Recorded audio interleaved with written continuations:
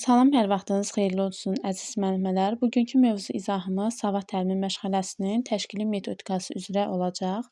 Deməli, savad təlimi məşğələsi 2.2 standartında yer alır və oxuyaq və yazaq başlığı altında verilən bir məşğələmizdir. Deməli, bu məşğələmiz məktəbə hazırlıq qrupunda həftədə 2 dəfə olmaqla tədris olunur. Və burada ilk öncə olaraq alt standartlarda nəzər yetirəcəyik. Savad təlimi burada necə təşkil olunur deyə. Deməli, alt standartda burada 2.2.4 və 2.2.5 alt standartlarında yer alır. Və buradan belə bir sual çıxa bilər ki, bəs digər yaş qruplarında da savad təliminə aid edilən müəyyən bir bacarıqlar qeyd olunur. Məsələn, birinci kiçik qrupda 2.2.4 alt standartında qeyd olunur ki, danışıq səslərini müxtəlif dil vahidlərində, yəni heca, söz tələffüz edir. Danışıq səslərini müxtəlif dil vahidlərində heca, söz, cümlə tələffüz edir. Bu da ikinci kiçik qrupda. Orta qrupda danışıq səslərini müxtəlif dil vahidlərində söz, cümlə düzgün tələffüz edir. Böyük qrupda danışıq səsilərinin müxtəlif dil vahidlərində heca, söz, cümlə yerini təyin edir. Və 2.2.5 alt standartında isə danışığında 1-2 sözdən ibarət sadə cümlələr qurur. İkinci kiçik qrupda artıq 2-3 sözdən ibarət sadə cümlələrdən istifadə edir. Orta yaş qrupunda danışığında 2-4 sözdən ibarət sadə cümlələrdən istifadə edir. Böyük qrupda isə 4-5 cümlədən ibarət mətnlər qurur. Bəs bunu biz savad təlimi məşğələsində necə keçirik? Yəni, savad təlimi məşğələsi dedik ki, yalnız məktəbə hazırlıq qrupunda olur. Bəs aşağı yaş qrupunda bu necə təşkil olunur? İndi əsas bura diqqət yetirəcəyik. Deməli, savad təlimi məşğələsinin daxilində nitq inkişafı məşğələsi də keçirilir. Və nitq inkişafı məşğələsi də bütün yaş qrupları üzrə olur. Və həmin nitq inkişafı məşğələsinin tədris olunması birinci və ikinci kiçik qruplarda ətraf mühitlə tanışlıq məşğələsi və nitq inkişafı bu ikisi birlikdə gedir. Artıq orta, böyük yaş qruplarında isə ətraf aləmlə tanışlıq və nitq inkişafı məşğələsi olaraq tədris olunur.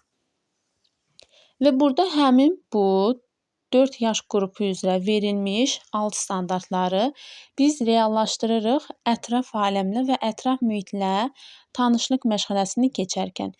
Yəni, hər hansısa da bir mövzunu keçirik ətraf aləmlə tanışlıq məşğələsi zamanı və orada nitqin inkişafının standartını artıq inteqrasiya olaraq götürürük. Bu, qeyd olunan yaş qrupları üzrə, yəni hansı yaş qrupu üzrə məşğələni keçiriksə də, o yaş qrupuna aid edilən buradan alt standartlar götürülür. Məsələn, orta yaş qrupunda yalnız bu 2 dənə standartdan istifadə olunur. Daha sonra ikinci kiçik qrupda əgər məşğələni keçiriksə də, yalnız bu 2 dənə alt standartlardan mövzuya uyğun olaraq bunlar seçilib yazılır. Əlavə olaraq digər alt standartlardan da burada qeyd edək. Deməli, 2.2.1, 2.2.2 standartı yer alır bədii təfəkkür məşğələsi, yəni bu 2 dənəsi bədii təfəkkürə aid edilir. 2.2.3 standartı daha çox inteqrasiya xarakteri daşıyır. Burada nitq etiketlərindən istifadə etməkdir. Burada hər biri qeyd olunubdur. Deməli, 4.5-6 standartı oldu savad təlimi. 2.2.6 standartı isə bu da yenə inteqrasiya xarakteri daşıyır. Yəni, inteqrasiya olaraq bu hər iki 2.2.3, 2.2.6 standartlarını yaza bilərik. Və məktəbə hazırlıq qrupunda alt standartlarında hansı bacarıqlar qeyd olunur? Deməli, hərf səsləri, yəni səs təhlili üzrə iş, kəsmə əlifbası vasitəsilə sözlərin düzülüb oxunmasını artıq fərqləndirməyi bacarmalıdır və verilən səs üzrə sözləri seçir, səslərdən hecalar, hecalardan sözlər, sözlərdən cümlələr, cümlələrdən də şifahi mətnlər qurmağı bacarmalıdır. Bu iki standartda reallaşır savad təlimi və nitq inkişafı məşğələsi üzrə məktəbə hazırlıq yaş qrupunda. İndi isə baxaq, savad təlimi məşğələsi özü ümumiyyətlə hansı anlayışlardan ibarətdir? Burada uşaqlara əsas məqsədi hansı bacarıqları ötürməkdən ibarətdir? Deməli, savad təlimi məşğələsində uşaqlara oxuyub yazmağı öyrətmək yox, oxuyub yazmağa hazırlıq mərhələsi burada öyrədilir. Yəni, uşaqlarda əsas məqsəd savad təlimi zamanı oxumağı, yazmağı öyrətmək deyil. Həmin bu bacarıqlara yiyələnməsinə hazırlıq mərhələsi burada deməli təşkil olunur. Bəs burada deməli biz əsas hansı işlərə diqqət yetirməliyik? Oxuyub yazmağı uşaqlara necə öyrədə bilərik? Yəni bu bacarıqlara yiyələnməsində hansı istiqamətlər özünü göstərir? Uşaqlar ümumiyyətlə savad təliminə hansı yaşdan hazır olmalıdır? Bu suala cavab tapaq. Deməli, burada təcrübələr göstərir ki, uşaqların demək olar ki, bir qismi 3 yaşından artıq oxumağa maraq göstərirlər. Amma onlarda sözləri düzgün tələffüz edə bilmədikləri üçün burada hələ səs təhlilini aparmaq tez olur. Yəni uşaqlar düzgün olaraq sözləri tələffüz edə bilsələr, artıq o zaman səs təhlilini aparmaq olar. Bu da məktəbə hazırlıq yaş qrupunda olur. Savad təlimi özü ümumiyyətlə 3 dövrə ayrılır. Əlifba təliminə hazırlıq dövrü. Burada yenə də oxu-yazı texnikasına hazırlıq üzrə işlərin aparılmasıdır. İkinci deməli dövrdə əlifba təlimi dövrü gedir. Üçüncüdə isə əlifba təlimindən sonrakı dövrü əhatə edir. Və biz deməli məktəbə hazırlıq yaş qrupunda artıq uşaqların savad təliminə hazırlığına bir növ böyük yaş qruplarından da başlayırıq. Və burada böyük yaş qruplarında biz uşaqlarda hansı vərdişləri yiyələndirməliyik? Hər hansı sözün səs təhlilini aparmaq, söz səsinin yerini müəyyənləşdirmək, qalın və incə saitləri ayırmaq, sözün səs strukturuna bələdləşmək və təklif olunan modelə uyğun söz seçmək, bütün saitlərin böyük çap şəklini tanımaq və yazmaq.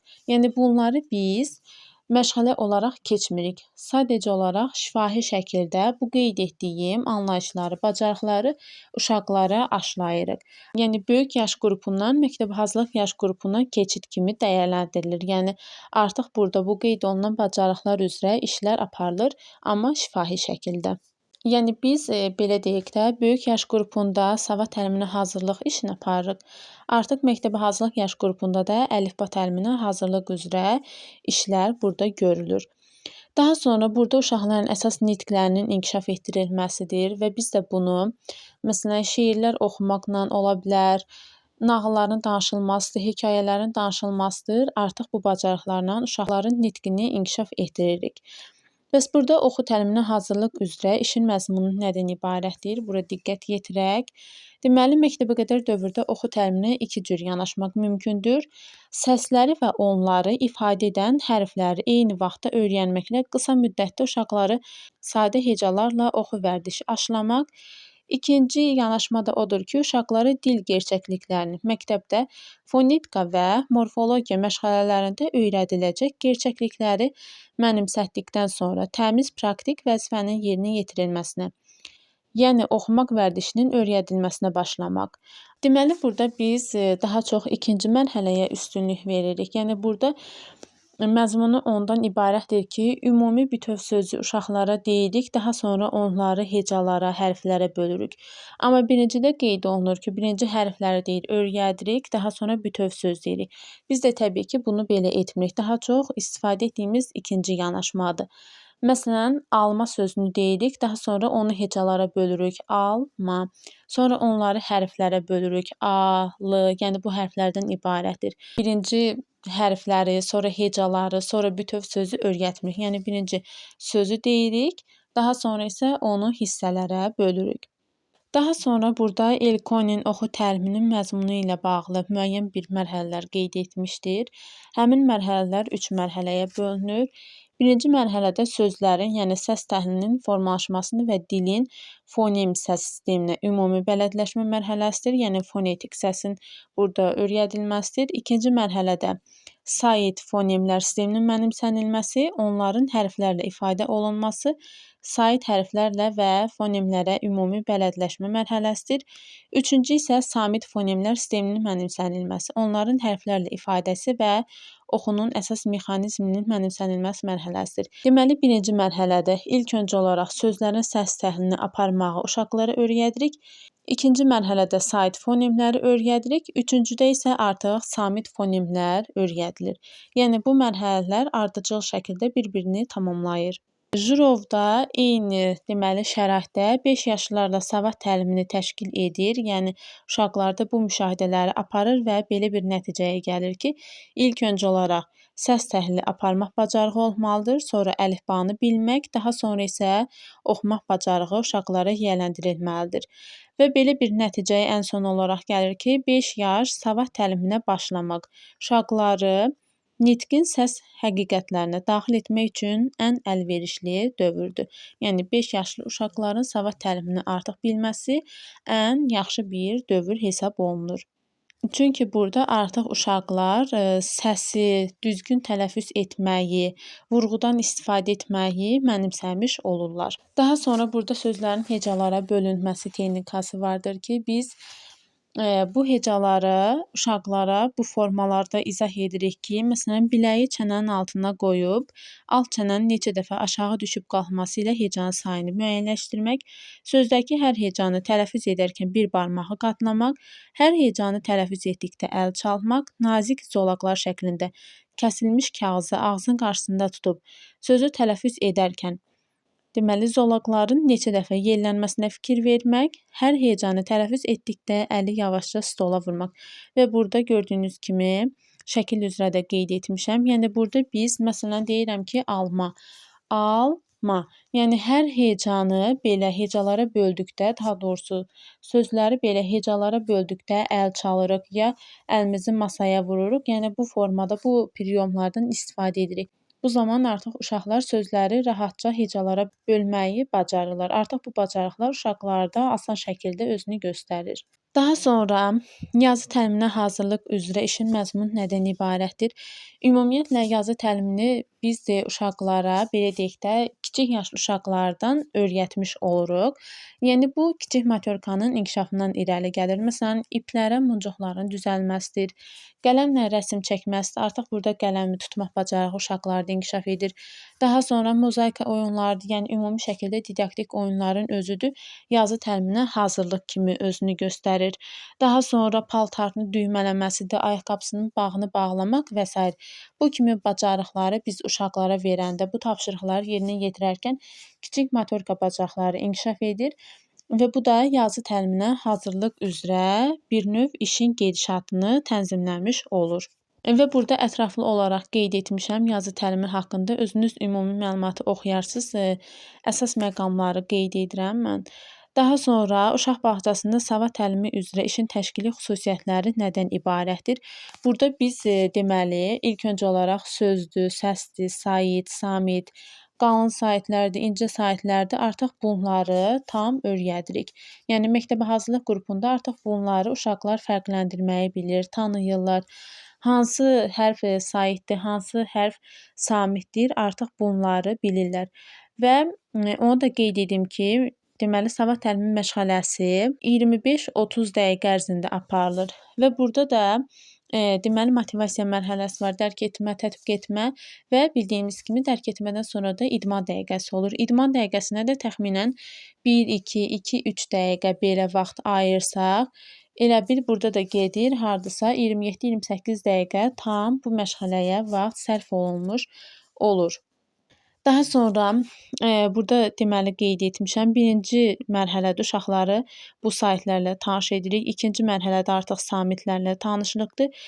Üçüncü rübdə isə artıq bu hərflərlə tanışlıq uşaqlara göstərilir, öyrədilir. Daha sonra 6 yaşlıların oxu texnikasında hansı tələblər var? Deməli, hecalarla səlis oxumaq və bütün hərflərin işləndiyi material üzrə bütöv sözlərlə 1 dəqiqədə 30 sözdən az olmayaraq oxumaq. Yəni 1 dəqiqə ərzində uşaqlar 30 söz oxumağı artıq bacarmalıdırlar.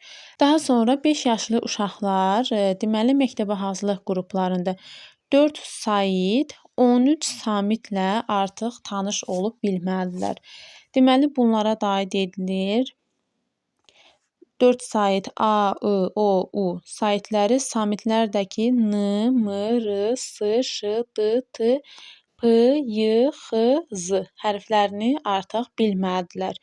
Deməli, 4 sait, 13 samiti artıq bilib tanış olmalıdırlar və onların çap qrafik formasına uşaqlar tanış olur. Daha sonra burada deməli oxunun mövqeyilik prinsipi nədən bəhs edir? Deməli, buradakı hər bir səsin tələffüzünü artıq uşaqlar onların birləşməsini, şəraitini öyrənməlidirlər. Yəni, Bu prinsipdə uşaqlar artıq sərbəst şəkildə sözləri hecalara bölməyi bacarmalıdırlar. Samit səsləri özündən əvvəl və sonra gələn səslərlə müxtəlif səviyyədə əlaqədə olduğunu artıq uşaqlar burada bilməlidirlər.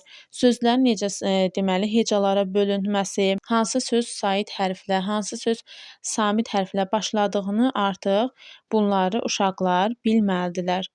Və heca tələffüz və oxu vahididir. Bu nə deməkdir? Uzun illərdən bəri savad təliminin əsasına qoyulan səs təhlil tərkib metoduna əsasən təhlil prosesində söz səslərə ayrılır, yeni səs ayrıca təqdim olunur. İlk baxışda bu təbii görünür, lakin hərf-hərf oxumaq sözlərin səs-hərf tərkibinin qovuşmasını çətinləşdirir. Oxu prosesini, yəni ləngitmiş olur. Mənanın təhrif olunmasını gətirib çıxarır. Ayrıqda səsləri, yəni xüsusi samitlərdən istifadə edərək təmiz tələffüz etmək mümkün deyil. Məsələn, məktəb sözünü hərf-hərf tələffüz edərkən hər hansı samitə ı əlavə olunur. Yəni ilk başda da qeyd etdiyim kimi birinci biz hərfləri uşaqlara demirik, ümumi sözü deyirik, daha sonra onları hecalara, hərflərə bölürük. Yəni birinci m, ə, k, yəni bu formalarda öyrətmirik. Məktəb sözünü deyirik, daha sonra isə onu biz hecalara bölürük. Məktəb. Sonra da hansı hərflərdən ibarətdir? Hansı hərfi sait, hansı hərfi samit, get-gedə artıq bunları öyrətmiş oluruq. Uşaq sözü hərf-hərf belə qeyd etdikdə, yəni tələffüz edərkən, belə oxu prosesində uşaq sözün səs tərkibini tuta bilmir. Hərf-hərf oxu səslərin öz məxrəcində mümkün çalarları ilə tələffüzünə imkan vermir. Yəni artıq uşaqlar ilk əvvəl sözü yox, hərflərini burada qeyd etsə, artıq onun səs tərkibini başa düşə bilməz. Yəni tərkibi nədən ibarətdir? Burada ümumi olaraq hansı sözdən söhbət gedir, artıq bunu tam başa düşə bilməzlər. Ona görə də ilk öncə olaraq biz yəni bütöv bir söz uşaqlara deməliyik, sonra isə onu səs tərkib hissələrinə bölmək lazımdır. Əlavə olaraq hərfləyə oxumaq vərdişi oxunun sürətini azaltmış olur və uşaq bağçasında uşaqlar hecalarla dəqiqədə 15 söz sürəti ilə oxumağı öyrənməlidirlər və artıq bu vərdişdə birinci sinifdə 1 dəqiqə ərzində 40-45 sözlə əvəz olunmalıdır.